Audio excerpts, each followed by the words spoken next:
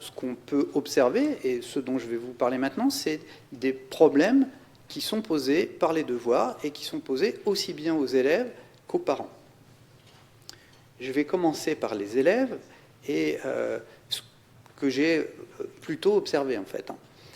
Et commencer par une situation de classe en CE1. Donc une prescription très courante, très classique. Grammaire, apprendre la leçon singulier pluriel, un ou des devant un nom. Ça, c'est une prescription, quand on regarde des cahiers de texte des enfants, qu'on retrouve à peu près une fois sur deux en primaire, c'est-à-dire l'apprentissage d'une leçon. Alors voilà la leçon qui va avec, une leçon vraiment simple de CE1. Donc en gros, c'est pour apprendre aux enfants que quand on met un nom au pluriel, on rajoute un S à la fin, sauf parfois, dans le cas d'exception, on peut rajouter un X. Vous voyez un peu comment elle est faite. Alors, dit comme ça, voilà, je vous l'ai dit en 20 secondes, ça paraît vraiment simple. Maintenant, j'attire quand même votre attention sur certaines difficultés qui sont liées à la présentation de cette leçon et qui peuvent poser problème à des enfants de CE1. Alors, ça vous demande de vous décentrer un peu pour vous remettre un peu en CE1. La leçon, elle est faite pour des enfants qui ne savent pas forcément très bien lire, donc elle est très raccourcie, elle est vraiment très resserrée. Et en particulier, ce que je vous ai dit n'est pas écrit. C'est-à-dire qu'à aucun moment, il n'est écrit qu'un nom, quand il est au pluriel, doit prendre un S. C'est écrit de façon très allusive. Le plus souvent, S au pluriel, mais on ne sait pas bien de quoi il s'agit. Et quelquefois, X, on ne sait pas non plus que ce sont des exceptions, et on ne sait pas vraiment pourquoi. Donc, vous voyez que les règles et la règle et les exceptions, c'est présenté de façon très allusive. Et puis, il y a un petit point d'exclamation tout en bas, une souris des souris, un prix des prix. Donc, vous voyez des mots qui sont invariables, singuliers ou pluriels. Mais là encore, le statut de ce petit point d'exclamation est un peu, ambigu. On ne sait pas très bien. Et enfin, je continue à parler de cette fiche. Il y a une flèche, singulier, flèche plurielle. Donc là aussi, le statut de la flèche n'est pas évident. Et on a des exemples. Donc premier exemple, un garçon écoute la radio, des garçons écoutent la radio. Et là, vous voyez tout de suite qu'il y a un problème parce que au pluriel, ça ne fait pas un garçon écoute la radio, mais des garçons écoutent la radio. Donc voilà, il faut quand même avoir repéré qu'il y a des noms dans cette affaire, des verbes, des déterminants. Enfin, voilà, c'est pas si simple. Et puis en dessous, une fille écoute la radio. Donc tout à coup, un garçon, c'est devenu une fille. Donc vous voyez qu'il y a une autre transformation. Il y a l'idée de masculin-féminin aussi là derrière. Bon, alors c'est pas pour rien. C'est parce que la fiche d'avant c'était sur masculin-féminin, mais c'est pas non plus forcément évident pour les enfants. Autrement dit, cette fiche qui a l'air toute simple, qui est vraiment très évidente, elle a besoin d'être très expliquée, d'être vraiment longuement expliquée. Là, je vous le montre sur un exemple de CE1. Vous regarderez le travail qui est donné aux élèves au collège, et vous verrez qu'il y a toutes sortes de complications qui sont à peu près les mêmes dans les supports qui sont utilisés au collège. Bon, voilà, les enfants ont cette leçon à apprendre, et puis l'enseignante nous dit « Je leur ai dit de s'entraîner à écrire les mots qui ont un pluriel en X avec et sans modèle pour qu'ils sachent les écrire sans faute. Je ne sais pas s'ils s'en souviendront, et s'ils le feront pendant l'étude, vous verrez. » Donc les enfants ont deux prescriptions, une prescription écrite, apprendre la leçon, une prescription orale, s'entraîner à écrire les mots qui ont un pluriel en X. Avec une collègue, Séverine Cacpeau, nous allons dans l'étude, dans une des études de cette école, et on observe 4 enfants qui sont en train de travailler là-dessus. De mémoire, Eliès, Fad, Wissam, Abdallah. Les 4 sont tous en train de faire la même chose. Ils sont en train de copier les mots qui ont un pluriel en X. Aucun n'est en train d'apprendre sa leçon. Alors, Eliès a déchiré parce qu'il n'a pas son cahier de brouillon, parce qu'il y a des problèmes de cahier aussi. Bon, il n'a pas son cahier de brouillon, donc il a déchiré une page de son cahier de texte, et puis il griffonne les mots en tout petit, en les écrivant les uns à la suite des autres, un château, des châteaux, un cheval, des chevaux, etc. Il fait toujours des erreurs en recopiant, il froisse sa feuille, il la jette dans son cartable parce qu'il n'a pas le droit de se lever, il déchire une autre feuille, etc. Bon. Fad fait la même chose en faisant moins d'erreurs, en s'énervant moins, donc il a toute une page de mots. Et puis, Abdallah et Wissam sont en train de se dicter les mots. Ils ont des ardoises, ils ont remarqué qu'il y avait 10 mots, et donc ils se dictent les 10 mots, et à la fin, ils se mettent mutuellement des notes sur 10. Donc, je suis un peu surpris par l'activité de ces enfants, et je vais leur demander finalement ce qu'ils avaient à faire. Qu'est-ce que c'est que les devoirs? Réponse d'Eliès, il faut savoir écrire 5 mots. Réponse d'Abdallah, il y avait des mots, en fait c'était une dictée, comme pour une dictée, à l'école, on va avoir une dictée. Donc ce qui apparaît pour les enfants, c'est que ce n'est pas une leçon à apprendre, finalement c'est une dictée. Bon, mais alors, je leur demande, mais alors, qu'est-ce que c'était que cette leçon? Parce que quand même, vous avez une leçon, qu'est-ce que c'est que cette leçon? Par exemple, un château, on mettra des châteaux avec un X. Fad me dit, bon, il a dû comprendre, puis après, par exemple, le contraire de 7, c'est C, c'est le contraire des déterminants, le contraire de le, c'est les, au singulier normal, c'est pareil. Ça, c'est par exemple, un garçon écoute la radio, et le contraire, c'est des garçons écoutent la radio. Abdallah et Wissam, un peu plus loin, il y a un mot, il y a le contraire. Il y a un château, des châteaux. Juste parce qu'on rajoute un X, et ça, en fait, ça change. Donc vous voyez la confusion. J'avais attiré votre attention sur la petite flèche tout à l'heure, qui était finalement le passage du singulier au pluriel. Et pour eux, le passage du singulier au pluriel, c'est la même chose que le passage du normal au contraire. C'est pas pour rien, c'est parce que je vous ai dit que la leçon d'avant, c'était masculin-féminin, mais la leçon encore avant, c'était normal-contraire, et toujours présenté avec cette petite flèche. Donc, je leur demande, mais alors, le singulier et le pluriel, qu'est-ce que c'est? Abdallah, ça veut dire un stylo. Un stylo, il est à toi. Un stylo à toi, et des stylos, si je trouve un stylo par terre, il est à personne, parce qu'on ne sait pas. Mais si c'est ton stylo, tu as plein de stylos, des stylos, c'est à toi, ça veut dire. Alors, je commence par cet exemple. Voilà, je vois vos regards atterrés, je vais essayer de vous remonter le moral quand même après, mais je commence par cet exemple qui est pris en REP+, dans la banlieue nord de Paris. Pourquoi ? Pour attirer votre attention sur le fait que les élèves rencontrent en faisant leurs devoirs des difficultés qu'on n'imaginerait jamais.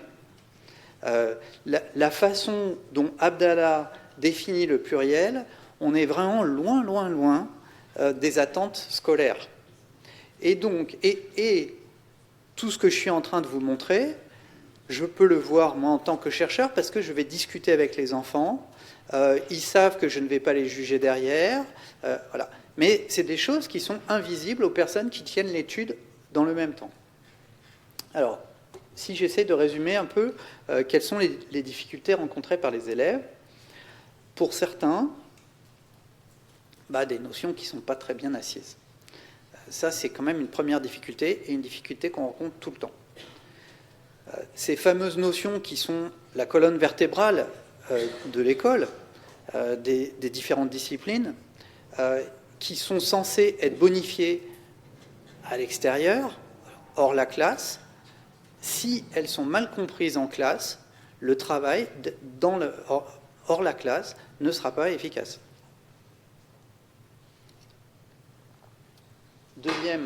Deuxième problème, c'est le problème des consignes. Alors, les consignes peu claires, là, les enfants, ils avaient 2 consignes, mais ils ont laissé complètement une consigne de côté, c'est-à-dire l'apprentissage de la leçon ils l'ont complètement laissé de côté.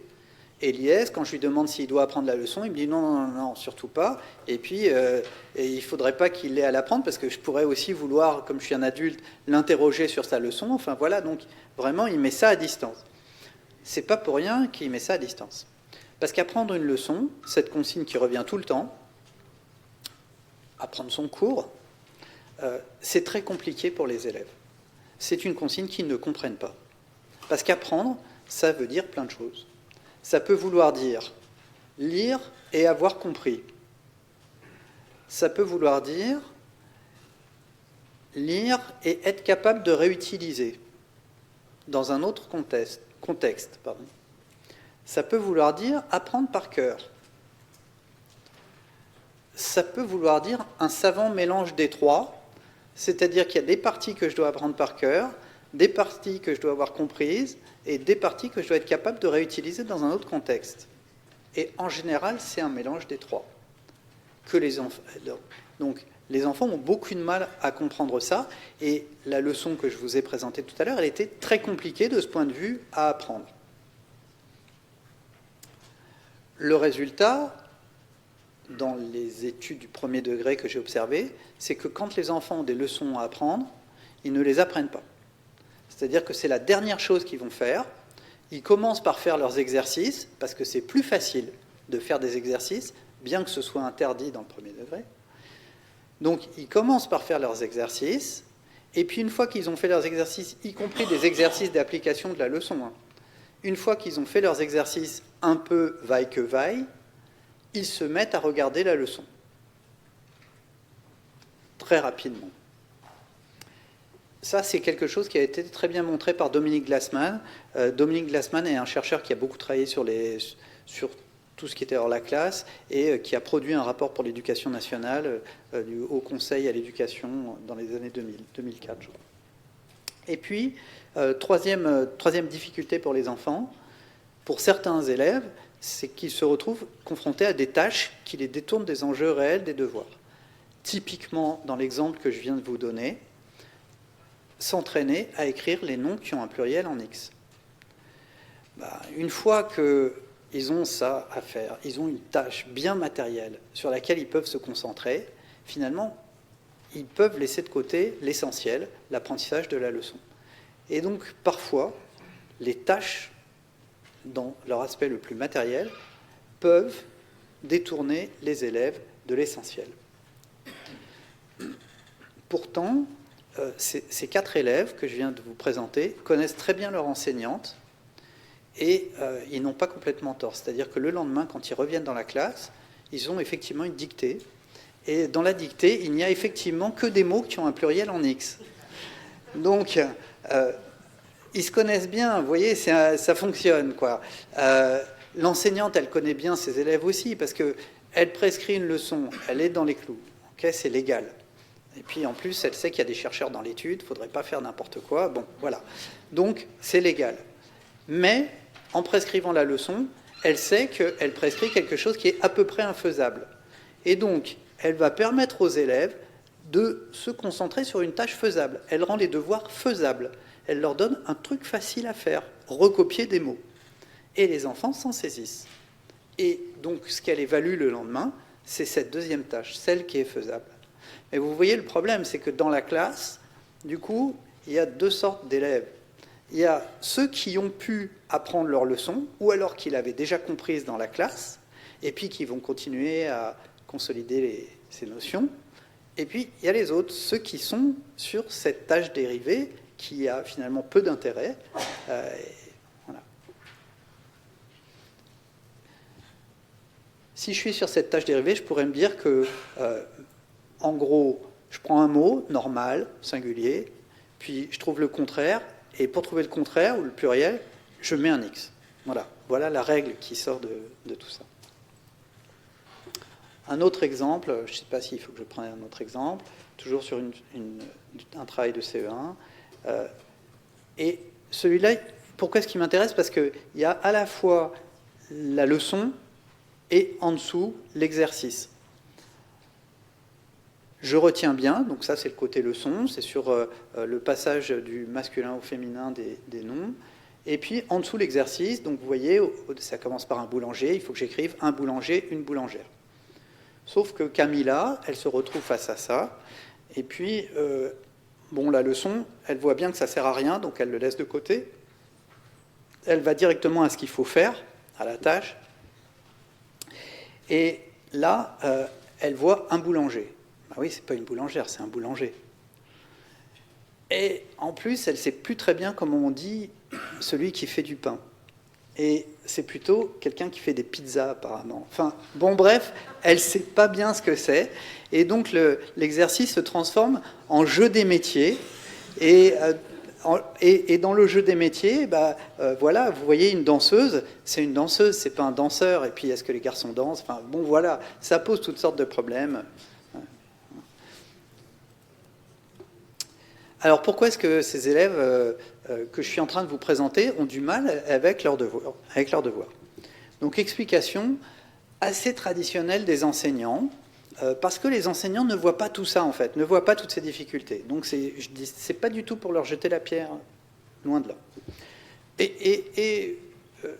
Je me la jetterai le premier, puisque c'est exactement ce que j'ai fait pendant des années et des années. Donc, verbatim de l'enseignante, c'est un peu un trait de caractère quand même. Claudine, Anna, c'est très caractériel. Enfin, vraiment, c'est nature très... Je ne vais pas trop me secouer, sinon ça risque de me faire du mal. Bon, ça, c'est la vision enseignante, mais qu'on retrouve, vous savez, sur les livrets de fin de trimestre, manque de travail, etc. Bon, vous connaissez ça par cœur. Et c'est totalement démenti par la recherche.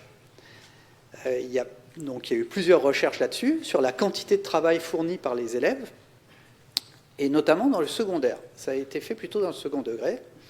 Et ce que montrent ces recherches, c'est que les élèves faibles ne travaillent pas moins que les élèves forts. Donc Marie-Christine Félix a fait une thèse là-dessus, et il n'y a aucune différence en termes de quantité de travail entre le travail des élèves faibles et des élèves forts. Il n'y a pas non plus, en moyenne, il n'y a pas non plus de différence entre les élèves faibles et les élèves forts dans leur connaissance de la façon de travailler. C'est-à-dire que les règles institutionnelles, il faut que je prenne mon cahier de texte, que je le regarde soigneusement tous les soirs, etc. Ils connaissent tous ça.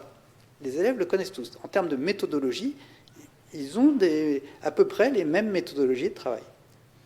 Simplement, et ça c'est ce que nous dit Anne Barrère, simplement, le travail des élèves faibles, il n'est pas efficace. Ils travaillent, okay, et même dans les études municipales, moi j'ai été estomaqué de la capacité d'élèves qui ne comprennent rigoureusement rien à travailler très longtemps. Des élèves qui ne savent pas bien ce qu'ils font, qui ne comprennent pas le sens de ce qu'ils font, et qui s'échinent à essayer sans y arriver. C'est étonnant. Donc, et c'est montré depuis les années 90, hein, dès qu'il y a eu des aides aux devoirs qui ont été développées, il y a eu les premières recherches,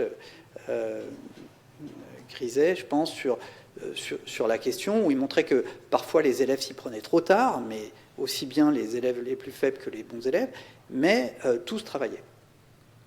Alors si ce n'est pas le problème, quel est le problème? Alors pour essayer de cerner ça, je vais revenir à mon histoire de circulation et m'interroger sur ce qui circule finalement entre la classe et le hors la classe. Il me semble que ce qui circule, ce n'est pas seulement une prescription, mais donc c'est des élèves et une prescription, un couple élève-prescription. Alors, en quoi est-ce que c'est important?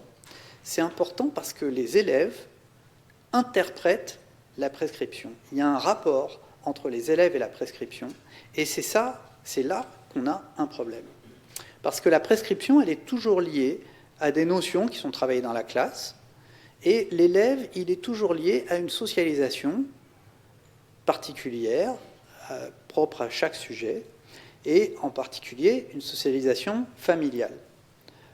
Or, vous savez que, on le sait depuis les années 50-60, grâce aux grandes enquêtes de l'INED, il y a une corrélation, un lien statistique entre la position scolaire des enfants et la position sociale des parents. Pour le dire autrement, plus on est dans une famille pauvre, moins, statistiquement, on a de chances de réussir à l'école. Statistiquement, j'insiste vraiment sur le statistiquement, c'est-à-dire qu'il n'y a pas de déterminisme social. Il n'y a aucune fatalité sociale. Mais enfin, quand même, à l'échelle de la France, c'est vrai, on a plus de chances de réussir quand on vient des milieux favorisés. C'est non seulement vrai, mais c'est encore plus vrai en France que dans tous les autres pays. Madame la rectrice l'a rappelé tout à l'heure, la France est championne du monde des inégalités à peu près. Je crois, enfin, dans les enquêtes PISA, il me semble qu'il y a le Chili qui fait un peu moins bien. Mais enfin, bon, en termes d'inégalité, bien que ce soit au fronton de toutes les écoles, le mot égalité, en termes d'inégalité, on est un pays quasi imbattable dans l'OCDE. Donc, vous voyez que ça a un poids qui est vraiment un poids très très fort. Alors, pourquoi est-ce que ça a un poids si fort, cette question d'interprétation de la prescription? Je vais essayer de vous le montrer par le biais d'un travail, d'un cas qui a été travaillé par un collègue, Stéphane Bonnery, de mon laboratoire, qui va observer dans une classe de 6e un élève en train de travailler dans un cours de géographie, Amidou. Donc, dans le cours de géographie, les élèves étudient une carte du relief de la France et l'enseignante veut leur montrer en gros comment fonctionne la légende de la carte, qui n'est pas indiquée sur cette carte, c'est pas la même, hein, c'était juste pour l'imaginer. Donc, elle leur montre bien, entre 0 et 500 mètres, on colorie en vert clair, ok, tout le monde colorie en vert clair, et dans la légende, entre 0 et 500 mètres, vous coloriez en vert clair aussi, puis entre 500 et 1000 mètres en vert foncé, etc. etc. Et Amidou, que Stéphane, mon collègue, suit, fait exactement ce qui est demandé par l'enseignante. C'est-à-dire que dès qu'elle dit, voilà, vous coloriez soigneusement en vert clair, pof, il colorie soigneusement en vert clair, et puis il est absorbé par son activité de coloriage entre 0 et 500 mètres. Et donc, les explications sur la légende, qui ne lui semblent pas forcément être les plus importantes, maintenant qu'il sait ce qu'il faut faire, il passe un peu à côté. À la fin de la séance, il y a une carte magnifique de France, avec les reliefs et tout, et il a fait le boulot comme tous les autres. Ok, l'enseignante leur dit, bon, vous révisez bien pour la prochaine fois, et la prochaine fois, un terreau sur le relief, ok, donc sur les cartes, donc révisez bien. Amidou part à l'aide aux devoirs, il apprend sa carte, il révise bien, et puis il revient au collège, et là, le jour de l'interro, que fait l'enseignante? Elle leur donne une carte d'Italie avec les reliefs, et là, Amidou se retrouve devant sa carte et ne fait rien. Carte blanche. Alors, Stéphane Bonnery lui demande, mais qu'est-ce qui t'est arrivé? Pourquoi est-ce que pourtant, je t'ai vu, tu l'avais appris, tu le savais. Ben oui, mais moi, j'ai appris la France. Là, elle nous donne l'Italie. Ben, l'Italie, je ne connais pas. Donc, je ne peux pas faire la carte d'Italie. C'est pas normal. C'est injuste. En revanche, il y en a, j'ai repéré qu'il y en avait, qui avaient réussi à faire la carte d'Italie. Alors, je ne sais pas comment ils font, je pense que l'enseignante a dû leur donner la carte à l'avance. C'est ceux qui sont les chouchous de l'enseignante. Et que remarque Amidou? C'est finalement les chouchous de l'enseignante, c'est les Blancs et les Asiatiques. Et donc, vous voyez comment, à partir d'un malentendu complet, il va commencer à taxer l'école de racisme parce que lui, il n'a pas eu accès à la carte d'Italie. Il n'a eu que la carte de France. Mais vous voyez aussi comment cette histoire d'interprétation de la prescription, elle est absolument centrale. Parce qu'il avait révisé. La consigne, c'était de réviser. Il avait révisé. Mais sauf qu'il n'avait pas compris ce que c'était que réviser. Et de même que faire la carte, il avait fait la carte. Mais sauf qu'il n'avait pas non plus compris ce que c'était que faire la carte. À l'étude, on est confronté à ça tout le temps. C'est ce que je vois partout. des élèves perdus face à des consignes qu'ils interprètent mal.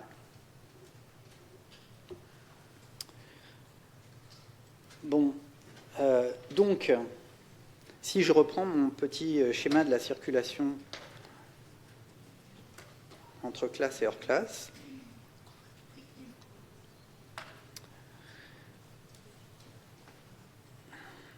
d'abord, vous voyez que ces notions qui vont circuler entre classe et hors classe avec les élèves, elles s'expriment toujours par le biais de tâches.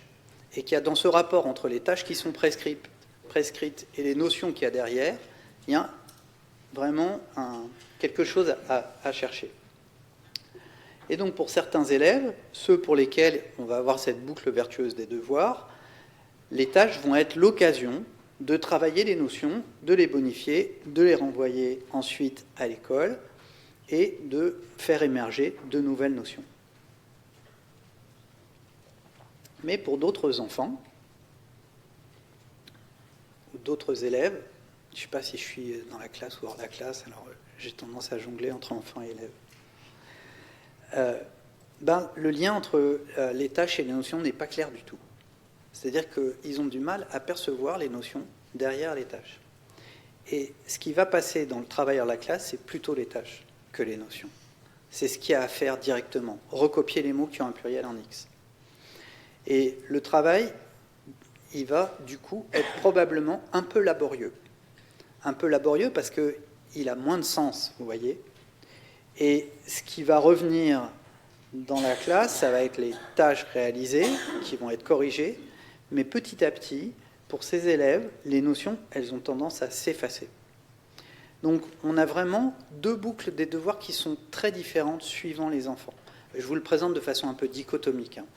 C'est moins dichotomique en réalité, mais c'est vraiment pour que vous voyez un peu les deux pôles et essayer de vous faire prendre conscience des problèmes qu'il y a derrière cette histoire de devoir. Voilà pour les enfants. Alors pour les parents, parce que c'est les parents qui sont confrontés à ces problèmes.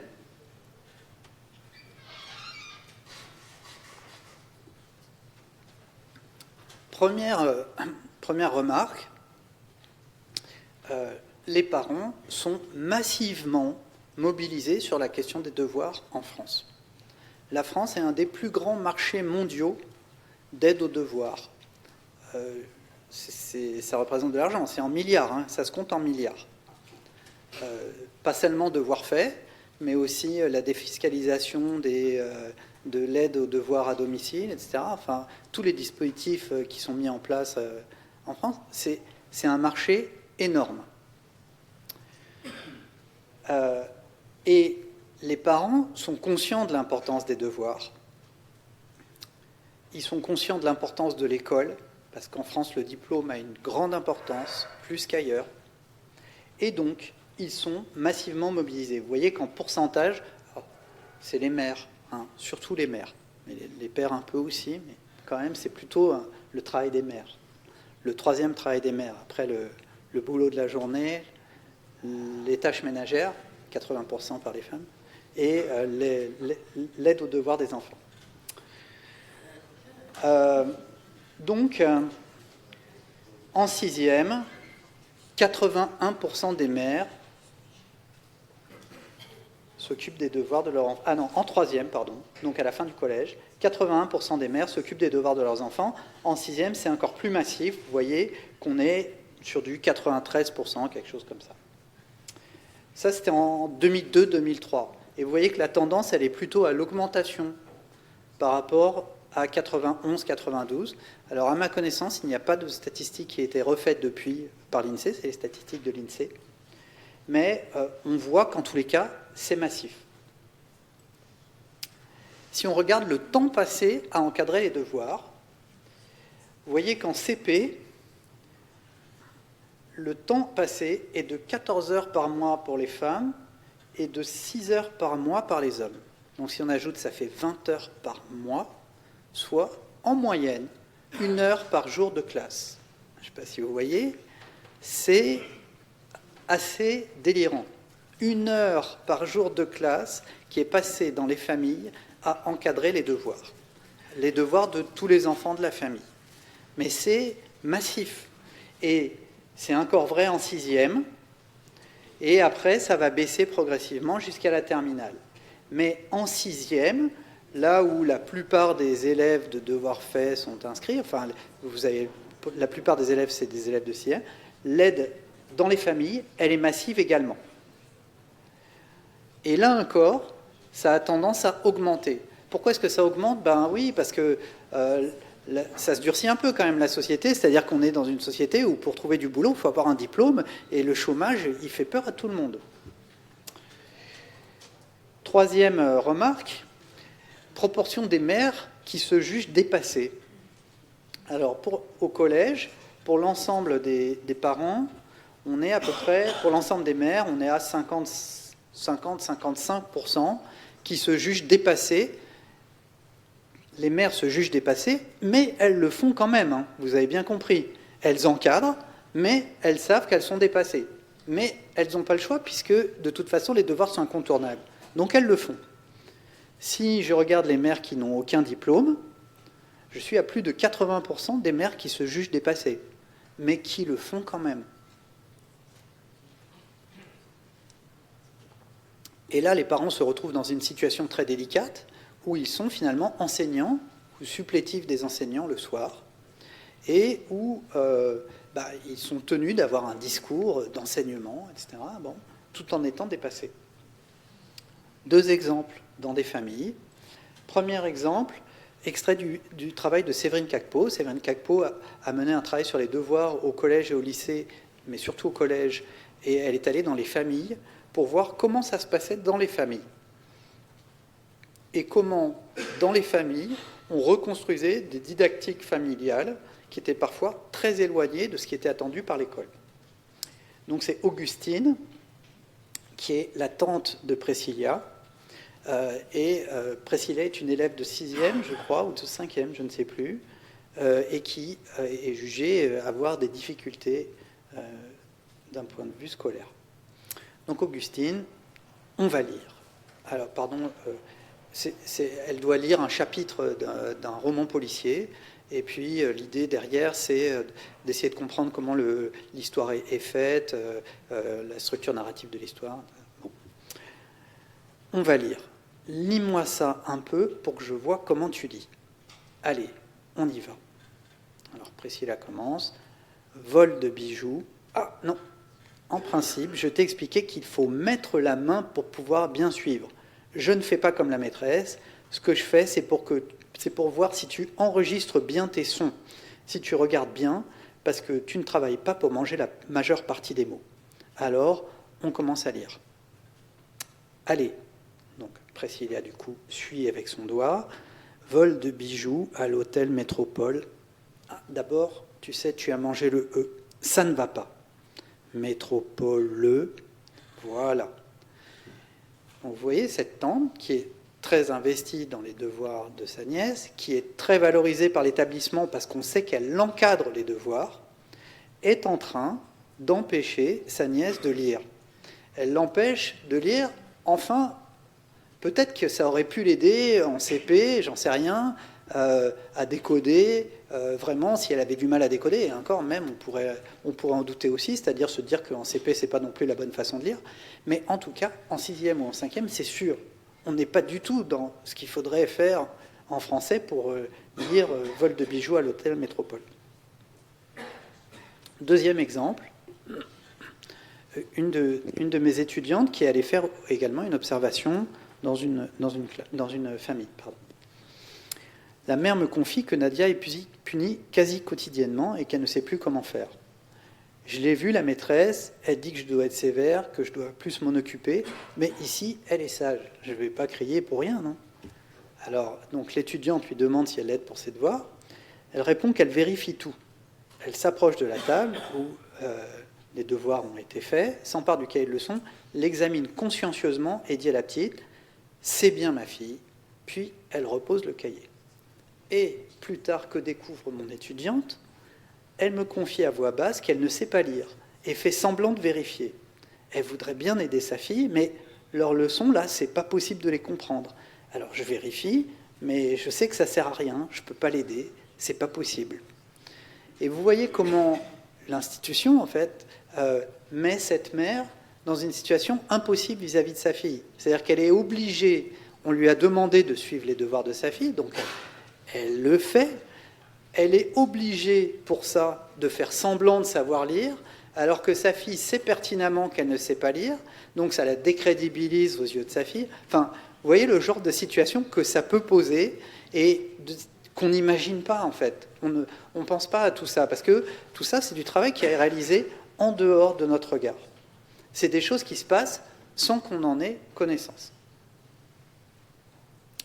Bon, donc, la solution semble assez logique, c'est la solution de l'aide aux devoirs.